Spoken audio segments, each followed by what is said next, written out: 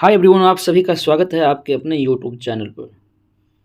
आज बात करने वाले हैं बीपीएससी टीआरई 3.0 बिहार शिक्षक भर्ती परीक्षा जो 15 मार्च 2024 को आयोजित किया गया था। आज हम बात करने वाले हैं जो 6 to 8 का जो क्वेश्चन पेपर था उसी के जीएस पार्ट का। यदि आप देखे होंगे तो science, social science, Hindi, English, Bangla, Urdu ये सारे सब्जेक्ट जो है सो 6 to 8 में पूछे गए थे। उन्हीं में जो है सो आपको जनरल स्टडी का एक पार्ट होगा जो सभी में जो है सो सेम ही था, चाहे आप सोशल साइंस ले ले या साइंस ले ले। तो इसमें कुल 40 क्वेश्चन पूछा जाता है। सोशल स्टडीज के पार्ट में, जीएस के पार्ट में कुल 40 क्वेश्चन पूछा जाता है। और आज जो हम डिस्कशन करने वाले हैं उन्हीं क्वेश्चनों के बारे में डिस्कशन करेंगे।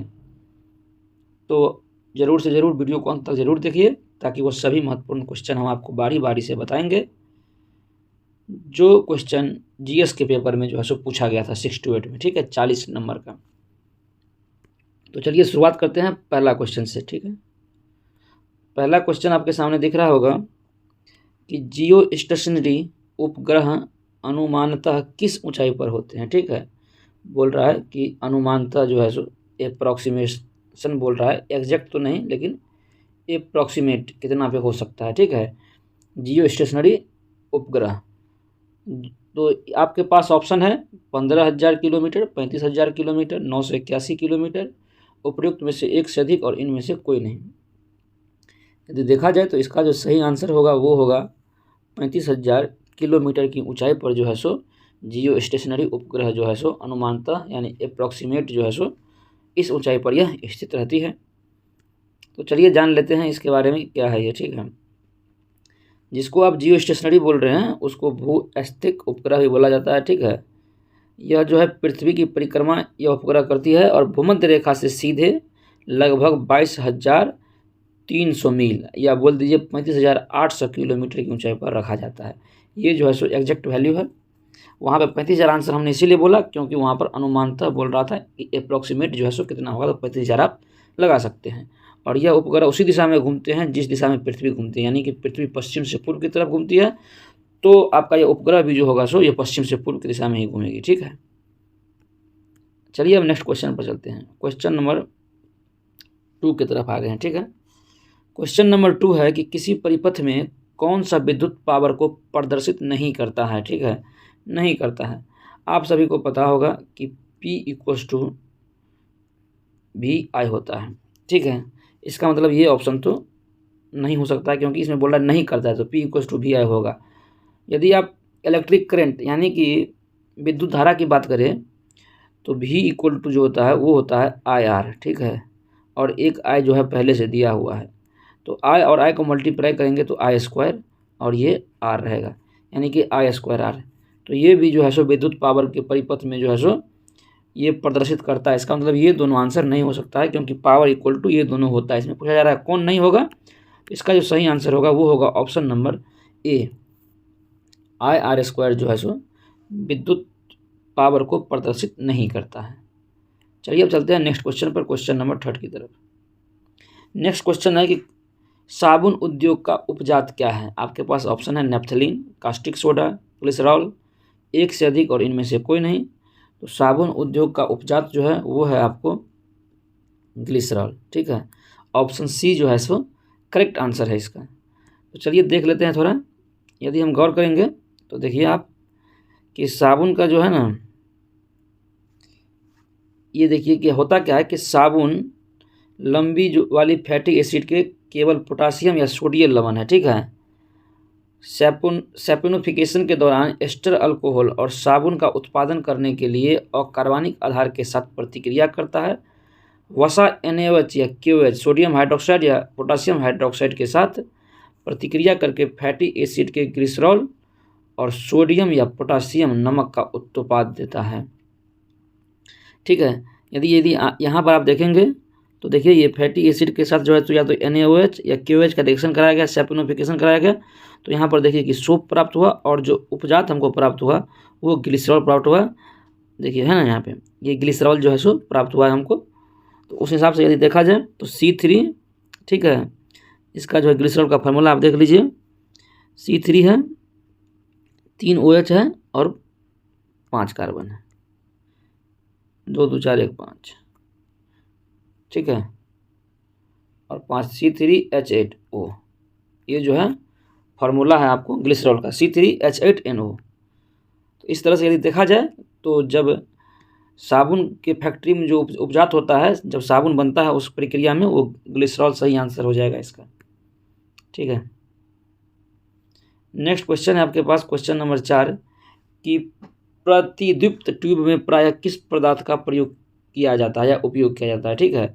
इसको फ्लोरोसेंट ट्यूब भी कहा जाता है। इसमें जो है मरकरी वाष्प तथा आर्गन का यूज किया जाता है। आर्गन एक एलिमेंट है, इनर्ट गैस इसको बोला जाता है, ठीक है। तो मरकरी वाष्प तथा आर्गन का यूज जो है इसमें किया जाता है। क्वेश्चन नंबर 5 है कि रक्त में कौन सा तरल माध्यम होता है। आपके पास ऑप्शन है प्लेटलेट्स, प्लाविका या प्लाज्मा बोलिए, लसिका या लिम्फ बोलिए, एक से अधिक और इनमें से कोई नहीं। इसका जो सही आंसर होगा वो होगा प्लाज्मा को जो है सो ये तरल माध्यम में पाया जाता है, ठीक है, रक्त में प्लाज्मा। आइए जान लेते हैं। रक्त का लगभग 55% रक्त प्लाज्मा है, ठीक है। जो रक्त का 55% रक्त प्लाज्मा है और ये एक तरल पदार्थ है, ठीक है, जो रक्त के तरल माध्यम है, ये जान लीजिए। और रक्त प्लाज्मा की कुल मात्रा कितनी होती है, 2.7 से 3 लीटर के करीब, ठीक है।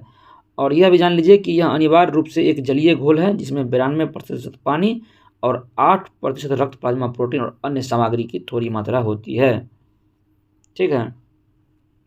रक्त के तरल भाग को प्लाज्मा कहा जाता है, याद रखिएगा अपना बढ़िया से। चलिए नेक्स्ट क्वेश्चन पर चलते हैं। क्वेश्चन है कि पाचन के बाद प्रोटीन किस में परिवर्तित हो जाती है, ठीक है, या होते हैं।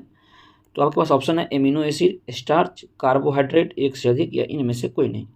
पाचन के बाद जो है प्रोटीन वो जो है सो अमीनो एसिड में जो है सो परिवर्तित हो जाती है, ठीक है। इसीलिए इसका सही आंसर होगा ऑप्शन नंबर ए, ठीक। चलिए 9वीं सी सम पॉइंट्स कि पाचन महत्वपूर्ण है क्योंकि आपके शरीर को ठीक से काम करने और स्वस्थ रहने के लिए भोजन और पेय से पोषक तत्वों की आवश्यकता होती है, ठीक है।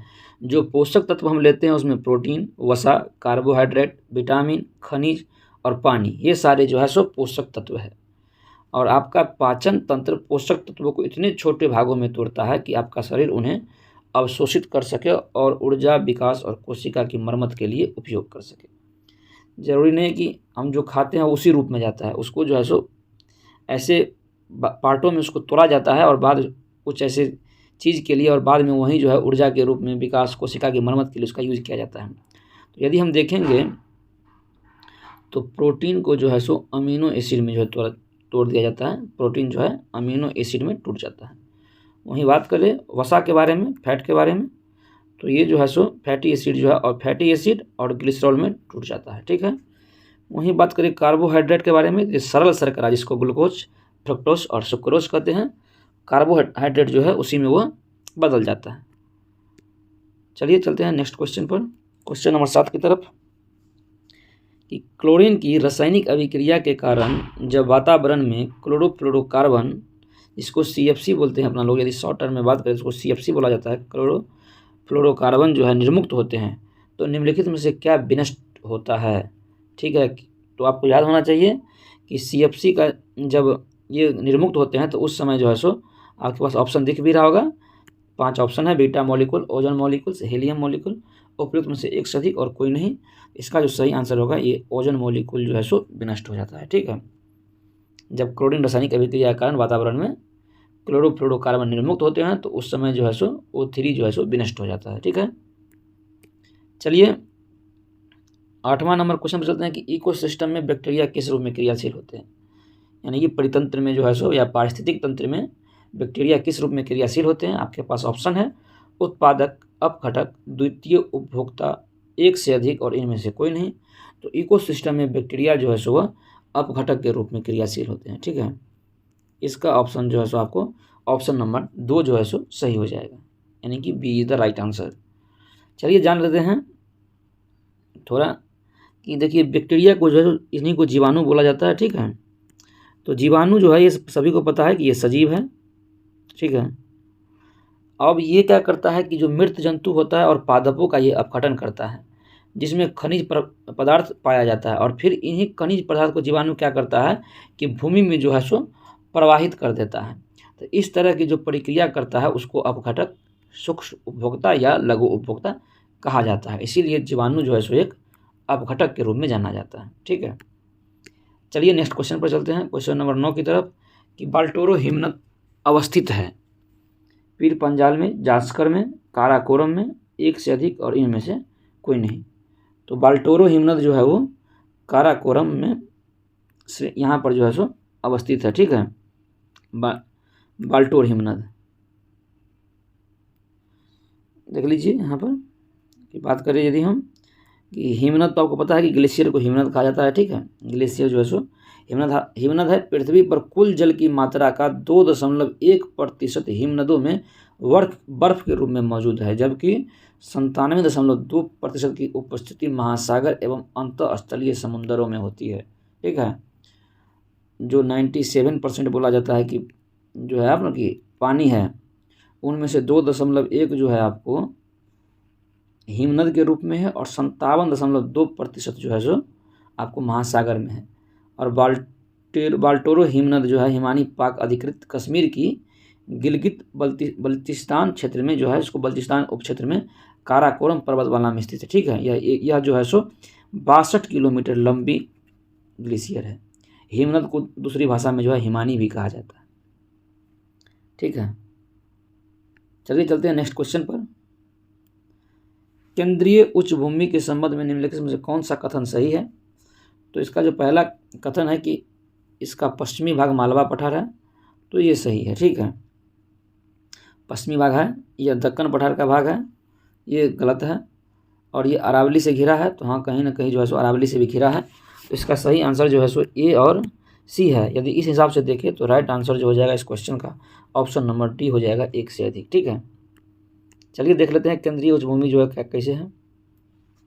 यदि हम देखें तो ये मालवा का पठार जो है पश्चिम की, ये देखिए इसे करके जो है ना, ये केंद्रीय उच्च भूमि है। तो ये पश्चिम की तरफ से मालवा का पठार, और ये इधर से जो है सो अरावली से भी घिरा हुआ है।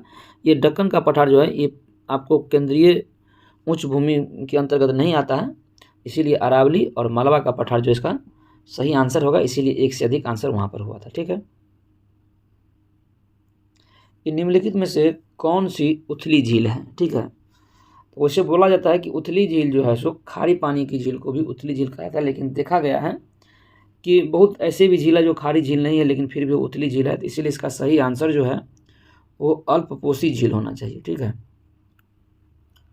अल्पपोषी झील होगा इसका सही आंसर। चलिए नेक्स्ट क्वेश्चन पर चलते हैं, क्वेश्चन नंबर 12 की तरफ, कि निम्नलिखित में से कौन सा जीवोम या बायोम जो है चैपरेल के रूप में जाना जाता है। आपके पास ऑप्शन है उष्णकटिबंधीय सवाना, टैगा, भूमध्य सागरीय झाड़िया वन, एक से अधिक और इनमें से कोई नहीं। सही इसका आंसर जो होगा वो होगा भूमध्य सागरीय झाड़िया वन, ठीक है। ये जो है एक तरह से जीवोम चैपरेल के रूप में इसको जाना जाता है। ये सही आंसर था इसका। अब देखिए यहाँ पर है क्या कि सूची 1 और सूची 2 में आपको सुमेलित करना है, और जो कूट सही होगा उसको आंसर लगवाना है। देखिए फॉन है, चिनुक है, मिस्ट्रल है और घाटी हवा है। यदि फॉन के बारे में बात करें, फान है, फोन है, फॉन ये एक जो है सो ये गर्म और स्थानीय हवा है, ठीक है। तो इसका आंसर ए का 4 होगा, तो यानी कि ये और ये तो हो नहीं सकता है ऑप्शन, सॉरी 1 मिनट, ये और ये तो हो नहीं सकता है, तो इसमें चांस है। यदि चिनुक की बात करें तो यह भी जो है सो गर्म हवा है, लेकिन इसको जो है चिनुक को बर्फ़ खाने वाली हवा के रूप में भी जाना जाता है, इसीलिए बी का जो है सो 3 हो जाएगा। सॉरी इसका यहाँ पे हमसे लिखने में ऑप्शन यहाँ पे बी का 3 और सी का 2, ठीक है।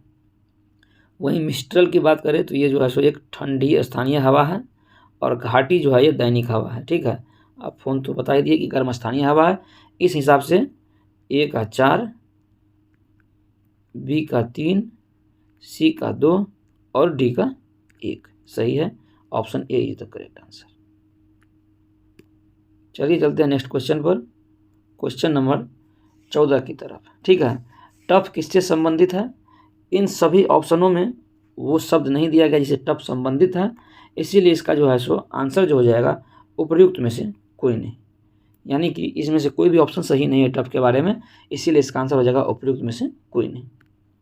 चलिए नेक्स्ट क्वेश्चन पर चलते हैं। क्वेश्चन नंबर 15 कि आदिवासी बस्तियाँ किस नाम से जानी जाती है? यह एनसीईआरटी का क्वेश्चन है, एक बॉक्स टाइप एनसीईआरटी में बना रहता है, उसी में ये पॉइंट जो है लिखा हुआ है।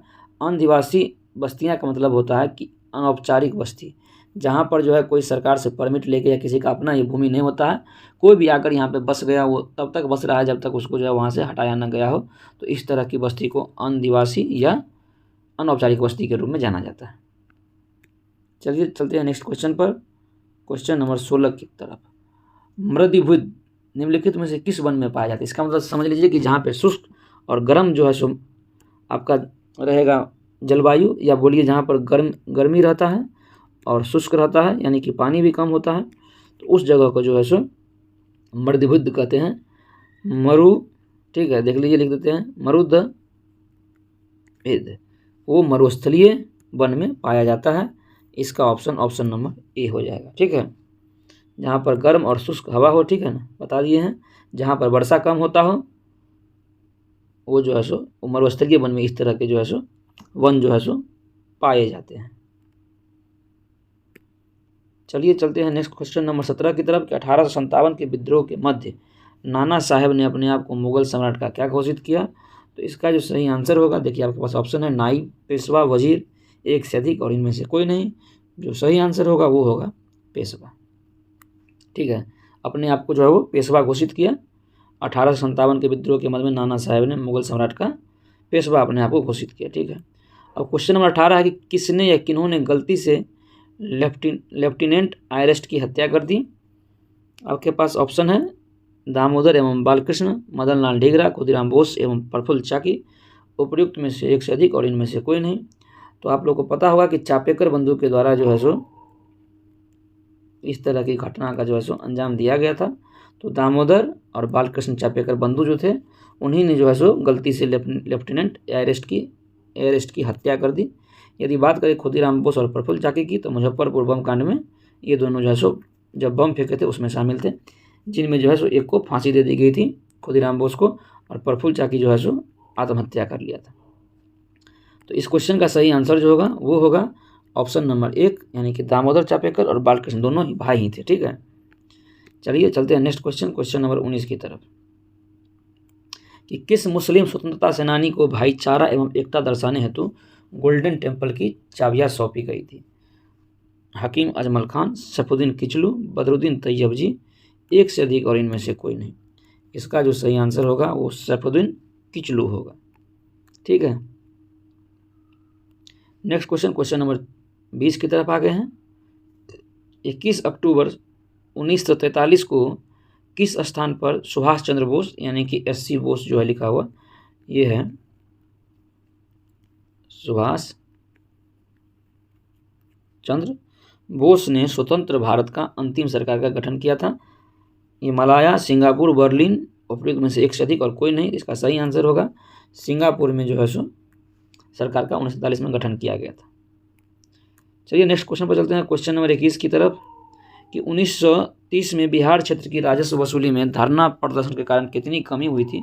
इसका कहीं पर एग्जैक्ट आंसर नहीं पता है। यदि आप लोगों को पता हो तो ज़रूर कमेंट बॉक्स में बताइएगा। इसका सही वैसे इसका आंसर जो है बताया जा रहा है कि 20 लाख यानी कि 20 लाख जो है सो उसके धरना के कारण जो राजस्व वसूली में जो है सो कमी हुई थी। ठीक है, चलिए चलते हैं नेक्स्ट क्वेश्चन नंबर 22 की तरफ कि दक्षिण अफ्रीका में महात्मा गांधी ने किस स्थान से कार्यकर्ताओं के मार्च का नेतृत्व किया था?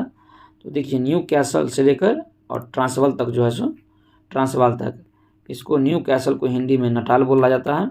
नटाल से लेकर ट्रांसवाल तक जो है सो ये यात्रा किए थे। तो सही आंसर सी हो जाएगा, option number C. Option number C जो है इसका सही आंसर है। ठीक है, चलिए क्वेश्चन नंबर 23 पर चलते हैं। अब क्वेश्चन नंबर 23 क्या करा, चलिए देख लेते हैं कि 1859 के भारतीय उत्तर प्रवास अधिनियम निर्धारित किया था कि, ठीक है, 1859 के, कि बागान श्रमिकों को बिना अनुमति के चाय बागान छोड़ने की अनुमति नहीं थी। बागान श्रमिकों को बिना अनुमति के जंगल छोड़ने की अनुमति नहीं थी। बंगाल श्रमिकों को शादी करने की अनुमति नहीं थी। एक से अधिक और इनमें से कोई नहीं। इसका जो सही आंसर होगा वो ऑप्शन ए होगा कि बागान के श्रमिकों को जो है बिना अनुमति के चाय बागान छोड़ने की अनुमति नहीं थी। चलिए क्वेश्चन नंबर 24 की तरफ चलते हैं। क्वेश्चन नंबर 24 क्या है कि Dehradun imperial forest research institute की स्थापना किस वर्ष हुई थी? 1905, 1906, 1904, एक से अधिक और इनमें से कोई नहीं। इसका जो सही आंसर होगा वो होगा 1906 में जो है सो देहरादून में इंपीरियल फॉरेस्ट रिसर्च इंस्टीट्यूट की जो है सो स्थापना की गई थी। चलिए नेक्स्ट क्वेश्चन पर चलते हैं। क्वेश्चन तो देखिए यहाँ पर जो है सो अब यहाँ से मैथ स्टार्ट हो गया, ठीक है। तो यहाँ पर जो क्वेश्चन है कि वो दिया हुआ है, ये आपको देखिए दिख भी रहा होगा कि x जो है सो x इक्वल्स टू जो दिया हुआ है वो 3/2 की पावर जो है सो 2, सॉरी एक मिनट थोड़ा स्पष्ट लिख देते हैं। x इक्वल्स टू दिया हुआ है 3 की पावर 2 गुने 2/3 की पावर -4। तो यदि हम बात करें, यदि किसी भी संख्या का पावर माइनस होता है तो वो अपॉन में चला जाता है, ठीक है। तो यहाँ से बात करेंगे तो 3 की पावर 2 की पावर 2, और यदि इसको पलट देंगे तो 3 ऊपर और 2 चलाएगा नीचे, और ये साइन जो है चेंज हो जाएगा। ये x इक्वल टू, यदि बेस सेम रहे तो पावर जुड़ जाता है, तो 3/2 और 2 + 4 6, यानी कि x इक्वल टू ये आ गया। तो बात करें तो x बराबर जो है 3/2 की पावर 6 है, इसीलिए x² निकालेंगे, दोनों साइड स्क्वायर करेंगे तो 3/2 की पावर 12, ठीक है। यहाँ पर -2 कर रहा है तो इसको आप नीचे ला और कर जाएगा 1 अपॉन कर जाएगा तो माइनस हो जाएगा, और ये हो जाएगा 3/2 की पावर 12। अब इसको इस साइड लेकर आइए तो x -2 बराबर ये 2 चला जाएगा ऊपर और ये 3 नीचे, यानी कि 12। तो 2/3 की पावर 12, ऑप्शन नंबर सी जो है सो सही है, ठीक है। चलिए नेक्स्ट क्वेश्चन पर चलते हैं। अगला क्वेश्चन देखते हैं क्या है। अगला क्वेश्चन है कि 1000 रुपया पर 2 वर्ष के लिए 4% की दर से चक्रवृद्धि ब्याज क्या होगा? तो इसमें बहुत फॉर्मूला है, आपको जो फॉर्मूला निकालना है निकाल लीजिए, इसमें जो है सो कोई दिक्कत नहीं है। 2 वर्ष का जो चक्रवृद्धि ब्याज का होता है ना वो 2:1 का होता है। तो आप पहले जो है सो प्रथम वर्ष का निकाल लीजिए, 1000 का 4 रुपया से 1 साल के लिए, ठीक है। ये से 1 गया तो 10 चुके कितना हो गया 40, तो 40 हो गया, तो 40 को 2 से मल्टीप्लाई करेंगे तो 80, ठीक है। अब जो आपका 40 आया है ना उसका निकाल लीजिए 1 साल पे 4% से, ठीक है। अब देखिए इसी कट गया, 4 चौके 16/10 यानी कि 1.6, तो 81.6 जो है सो इसका चक्रवृद्धि ब्याज होगा 2 साल में। इसमें कोई भी ऐसा ऑप्शन नहीं है, इसीलिए इसका सही आंसर जो है ऑप्शन नंबर ई हो जाएगा, ठीक। चलिए चलते हैं नेक्स्ट क्वेश्चन नंबर 27 की तरफ, कि एक नियमित बहुभुज जिसके प्रत्येक बाह्यकोण जो है का माप जो है 45 डिग्री है, तो भुजाओं की संख्या क्या होगी? ठीक है, एक नियमित है, ठीक है, बहुभुज इसका प्रत्येक बाह्यकोण का जो है मान 45 डिग्री है।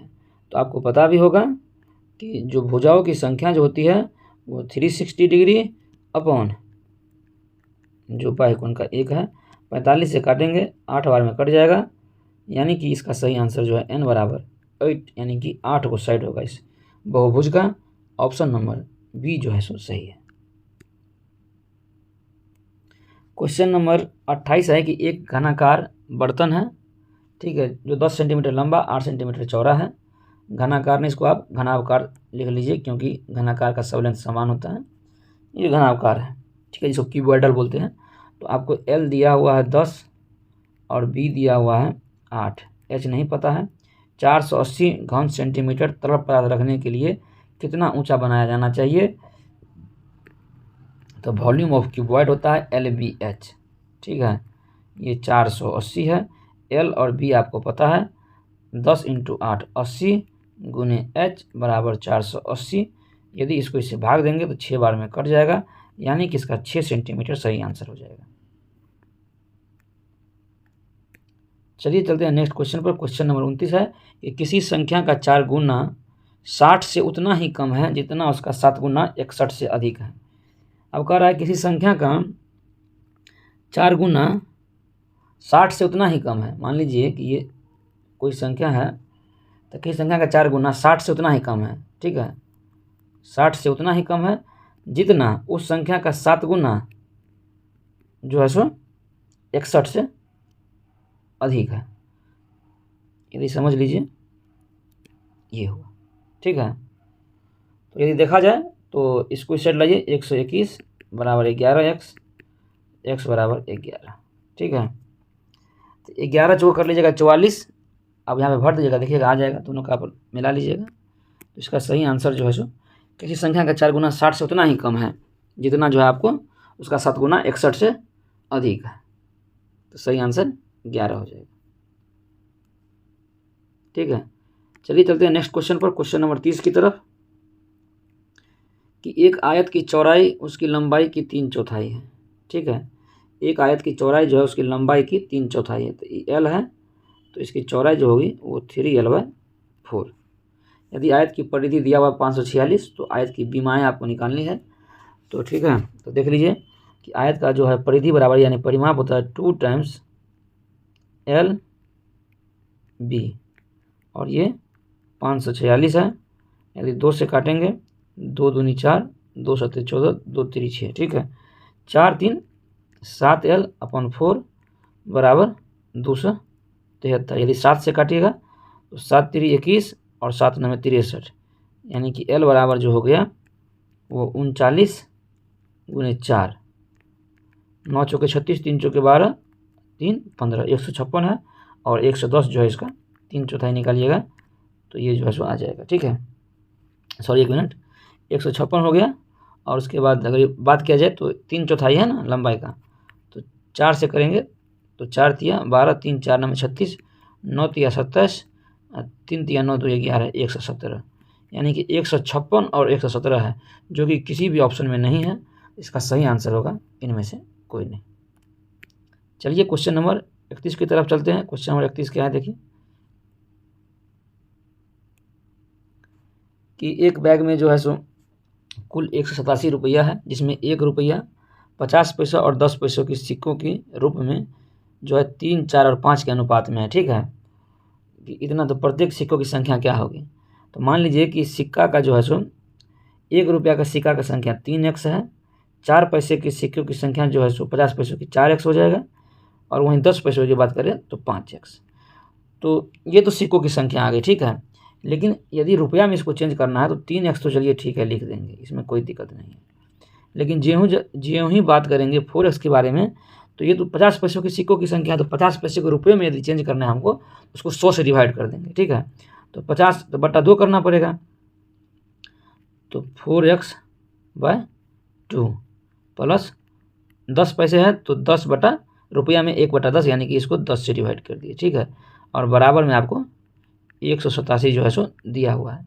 ये 2 हो जाएगा, ये 5 दूनी हो जाएगा, तो 3 2 5x प्लस x/2 बराबर 187। अब देखिए 5 दूनी 10, 10 1 11, 11x बराबर बटा 2 बराबर 187, ठीक है। तो 11x/2 बराबर 187।